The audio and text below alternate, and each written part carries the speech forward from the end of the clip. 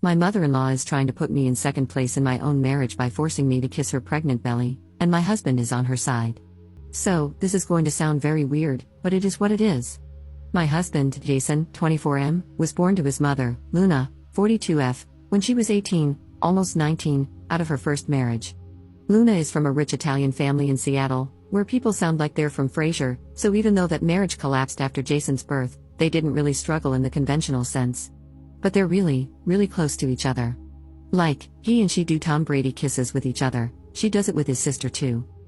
We got married earlier this year, but the entire time I've known Luna, it feels like she's been competing with me. Not in a way to get her son's attention, I don't think, but more like a friendly rival or something. I don't know how to put it since it doesn't seem malicious. For instance, 2 years ago, she saw me doing an ab workout and joined in. She kept doing it until she not only got better than me but also ended up with pretty good abs. That's just to give you a glimpse of our relationship. I got pregnant earlier this year, unintentional, but we decided to keep it, and I kid you not, 2 months later, Luna was pregnant too.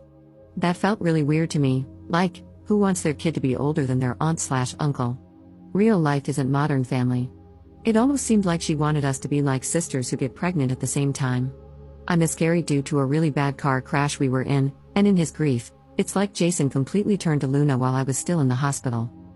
When I got out, things were really, really weird. After visiting his mom's house, he did the Tom Brady kiss with her and then kissed her belly because, apparently, it's what he did when he was 3 and she was pregnant with his sister. I was freaking out when she asked me to do it too, but I went along with it just to avoid causing a fight. Since then, I've been leaving his mom's house early whenever we visit, making up some excuse or another to avoid the belly kisses, but I've had to do it like 3 more times. She's 6 months pregnant now, and yesterday, we visited her house. She showed us pictures of when she was 7 months pregnant with her daughter, Rhiannon, 21F. The photos were of her nude, tasteful, but still, and some included my toddler husband kissing her pregnant belly. She told us she wanted to do this again, same nude style, and my husband agreed. Apparently, Rhiannon agreed to do it too. She wants me to participate as well since I'll be the mother of her future grandbabies. I gave a noncommittal answer, and when we got home, my husband argued with me for giving his mom false hope, telling me it was a jerk move to not just say yes. I tried to explain how awkward it is and how uncomfortable I feel, but he wasn't having any of it. He hasn't stopped talking to me, but I know he's upset that I don't want to kiss his mom's belly. Am I the jerk for how I went about the situation? Edit.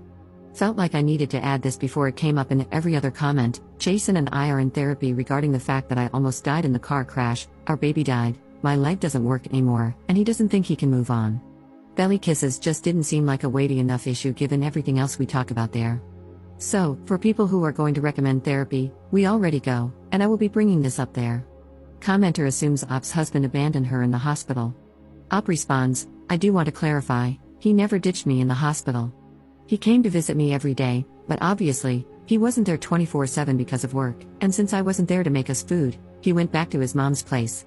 Had he ditched me in the hospital, had he not been there as a crutch for my messed up leg whenever I needed him, and had he not gone to therapy, then yeah, I would have divorced him. The thing is, he's been there for me in spite of how weird his mom's gotten about this. Commenters have a discussion on whether Op's husband is so inept he can't even cook a meal for himself. Op responds, he can cook. He initially started going there because he absolutely refused to eat anything. As he told me, he felt that he hadn't appreciated my cooking enough, which made no sense because he absolutely did, and almost losing me made him feel like he didn't deserve food.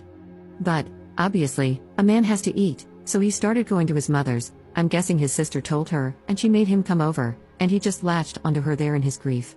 He still absolutely came to visit me every day, but yeah, I didn't want to go into that much detail, but I made him sound like a dunce. Commenter asks who the father of Op's mother-in-law's child is.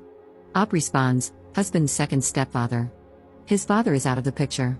His sister Rhiannon's father was the one who raised him and the one that he called dad, but he passed away a few years ago. Commenter points out that people don't get abs from abdominal workouts. Op responds, I know ab workouts don't cause abs, that's the point. She not only started doing those workouts to compete with me, but took it to a whole other level with diet and training. I know I worded it wrong looking back, but what I was trying to establish is that if I play tennis for fun, she'll try to become a pro and enter local tournaments. Update 4 months later.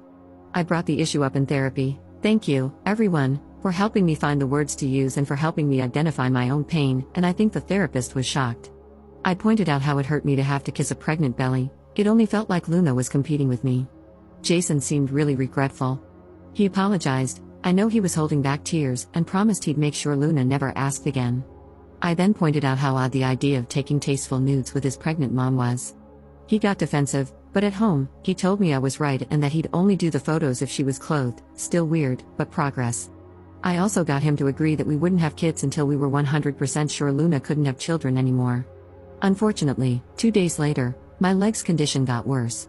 I woke up, tried to stand, and fell, screaming and crying. I was hospitalized for 2 weeks and then had inpatient physical therapy for 3 weeks. During this time, Jason regressed back to his mom. The photo shoot happened, and Luna texted me the pictures.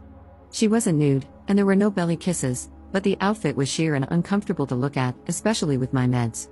Honestly, I started Googling divorce information until a nurse took my phone away. When I went back home, it just didn't feel right with Jason anymore. It was like Luna had won and replaced me. I guess he realized it wasn't working, and those photos were the last straw.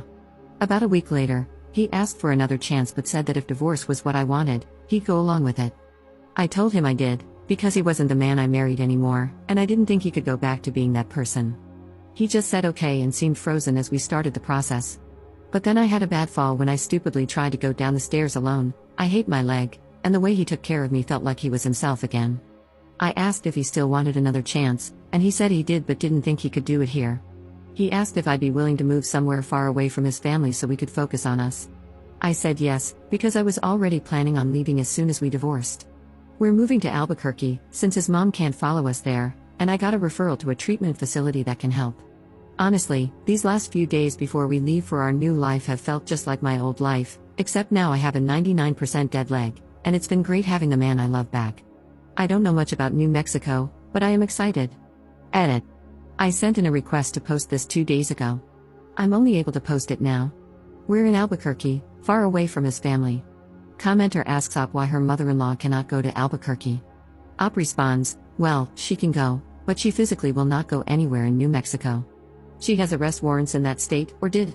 I don't know the full story, but she has a lot of unpaid parking tickets in Santa Fe from a time when she lived there. I'm sure it would just be a monetary fine, but she's afraid she'll get arrested.